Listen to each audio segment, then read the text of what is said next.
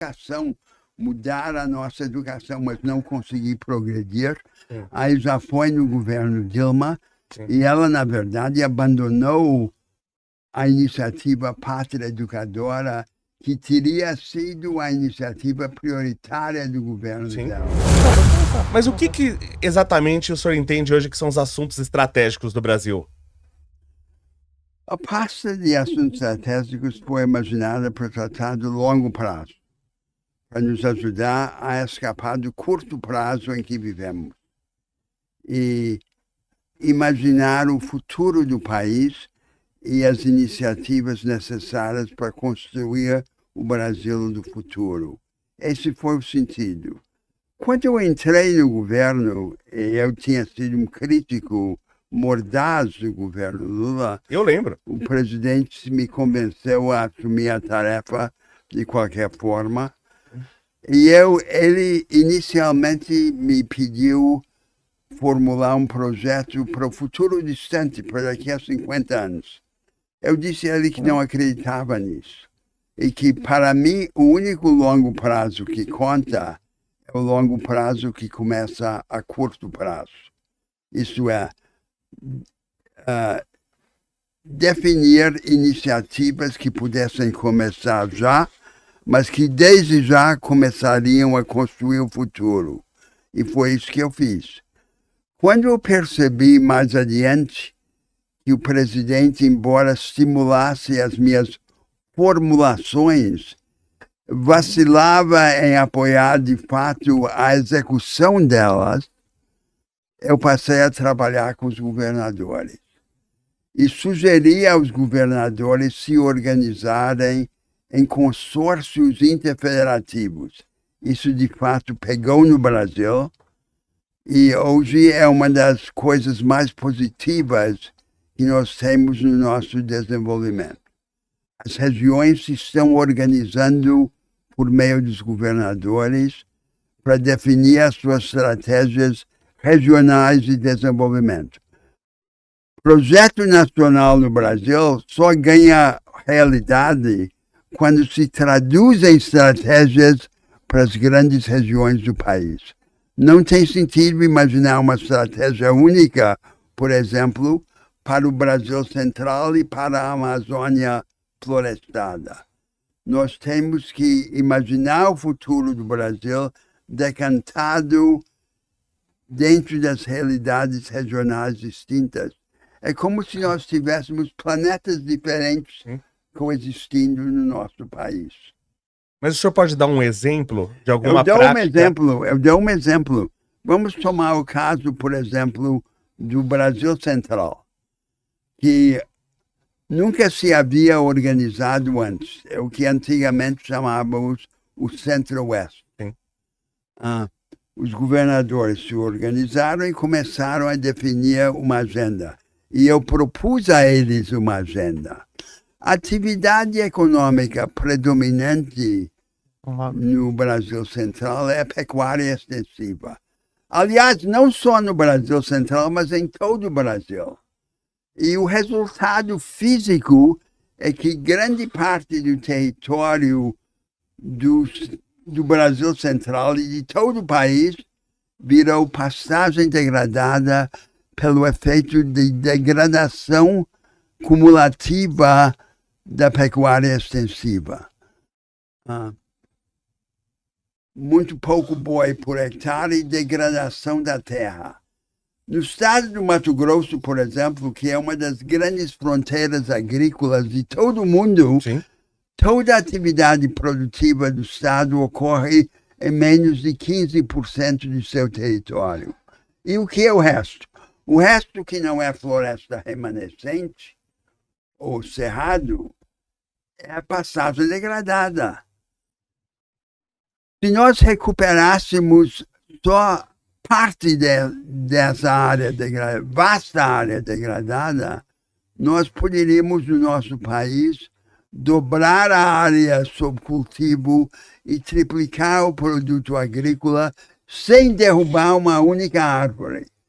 Eu então propus aos governadores que buscassem construir um outro modelo agropecuário, com intensificação da pecuária, quer dizer, mais boi por hectare, manejo florestal sustentável, diversificação das lavouras perenes, para que não seja só a monocultura da soja, e, sobretudo, industrialização progressiva dos produtos agropecuários. O que é isto? Isto é a economia do conhecimento no próprio setor primário. Sim. E, portanto, tem um sentido revolucionário para nosso país. Esse é um grande projeto de construção nacional para todo o país, não apenas para o Brasil Central. Aí está um exemplo. Agora, a história do nosso país é a história de modelos de desenvolvimento, estratégias de desenvolvimento baseadas no divórcio entre a inteligência e a natureza. As riquezas fáceis da natureza para substituir as riquezas difíceis da inteligência. Isso é o que nós vemos hoje no Brasil. O Brasil se desindustrializou radicalmente. Estaria lá embaixo, no abismo, se não fosse o setor primário. A agricultura, a pecuária e a mineração pagam a conta do consumo urbano e mascaram, disfarçam a nossa queda. Sim. Então, aí está um problema que está no âmago do futuro do país. Isso não tem nada a ver com direita e esquerda. Sim. Esse é um projeto produtivista que deveria transcender as divisões políticas. E esse foi o sentido profundo do que eu tentei fazer lá. Definir projetos que fossem do Estado brasileiro, não de governos passageiros e muito menos de partidos políticos. O que, inclusive, está de acordo com o conceito do Brasil, que é uma república federativa, né?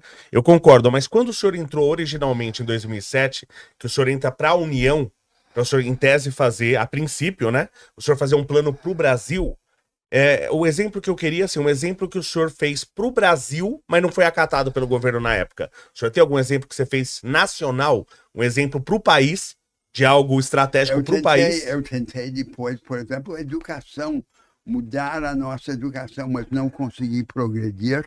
Aí já foi no governo Dilma. Sim. E ela, na verdade, abandonou a iniciativa Pátria Educadora, que teria sido a iniciativa prioritária do governo Sim. dela. O que eu queria era um projeto nacional produtivista e capacitador, que tivesse por agente destinatário esse Brasil novo, o Brasil que surge de baixo, da segunda classe média mestiça e morena, com uma cultura de autoajuda e iniciativa. Para isso, nós precisamos de uma educação analítica e capacitadora. A nossa tradição no Brasil é o enciclopedismo raso e dogmático. E eu propus um outro paradigma de ensino. Um ensino que privilegiasse as capacitações analíticas e sintéticas da mente, e não o decoreba da enciclopédia. E que elegesse como tema central da educação entender como as coisas se transformam. Não só os fenômenos naturais, mas também os fenômenos sociais.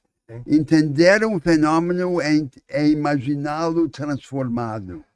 Senão, não é compreender, é simplesmente racionalizar retrospectivamente.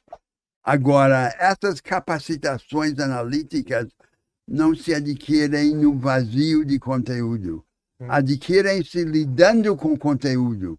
Mas o que mais importa em conteúdo não é a abrangência enciclopédica superficial, é o aprofundamento seletivo. Daí a importância de um ensino que seja temático ou orientado a projetos e não orientado ao domínio da enciclopédia. Terceiro, que no seu meio social, na sua base social, privilegiasse a cooperação, o trabalho de equipe, não a justaposição de autoritarismo e individualismo que caracteriza a sala de aula tradicional.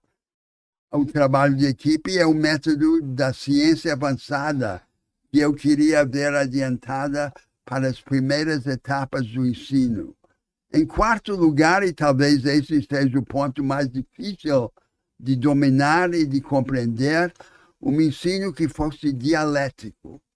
Nenhuma matéria, nenhum assunto, nenhum método deve ser ensinado só uma vez.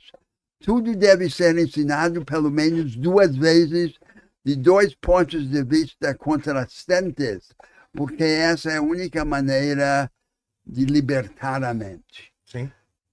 Eu não encontrei no governo federal o necessário respaldo para esse projeto revolucionário, embora eu tivesse encontrado grande ressonância entre os próprios educadores e as escolas.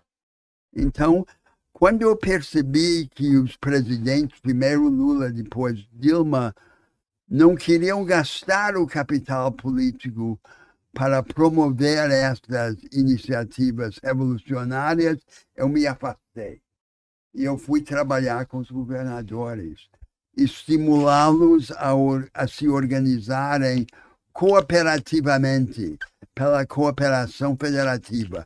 Sugeri a eles o instrumento dos consórcios interfederativos, que eles acolheram.